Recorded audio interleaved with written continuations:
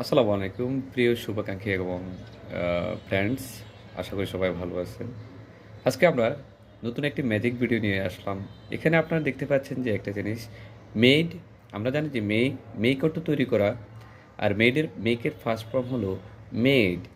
তো এখন বিভিন্ন প্রতিযোগিতামূলক এবং আহ, স্কুল কলেজ পর্যায়ে বিসিএস থেকে শুরু করে এনটিএসসি প্রাইমারি বিভিন্ন পরীক্ষায় আমরা এই ধরনের একটি প্রিপোজিশন দেখতে পাই। মেয়েদের পরে আসলে অ্যাকচুয়ালি কি প্রম হবে না অফ হবে, এক্ষেত্রে আমরা অনেক দ্বিধাদ্বন্দ্বিত হয়ে যাই। তো আজকের ভিডিওর মাধ্যমে আমি একটু ক্লিয়ার করার চেষ্টা করব।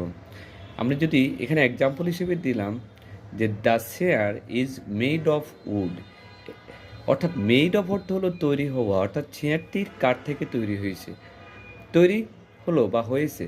এখন এখানে যদি একটা জিনিস আপনারা লক্ষ্য করেন, চেয়ারের মধ্যে কাঠের উপস্থিতি খুবই লক্ষণীয় এবং বিদ্যমান, যার কারণে অফ হলো। অর্থাৎ যে কোনো বস্তু থেকে বা পদার্থ থেকে যখন অন্য আরেকটি উপাদান তৈরি হয় এবং তার উপস্থিতি বিদ্যমান থাকে, আমরা সরাসরি বুঝতে পারি তখন অফ হবে।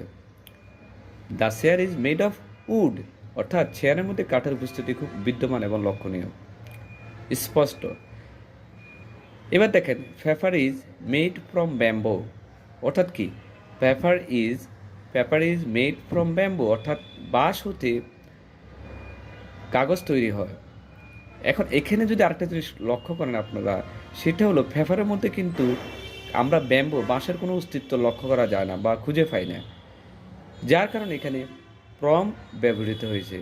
আবারও যদি একটু বোঝার চেষ্টা করেন, সেটা হলো যখন একটা পদার্থ থেকে আরেকটা উপাদান তৈরি হয় এবং তার উপস্থিতি লক্ষ্য করা যায় না, বোঝা যায় না আসলে এই জিনিসটা কোথা থেকে তৈরি হয়েছে, তখন কী হবে, ফ্রম হবে। সো আশা করি সবাই ভিডিওটি দেখার মাধ্যমে আপনাদের অনেক কিছু ক্লিয়ার হবে। সো সবাই ভালো থাকবেন, সুস্থ থাকবেন এবং নিজের যত্ন নেবেন। আল্লাহ হাফেজ।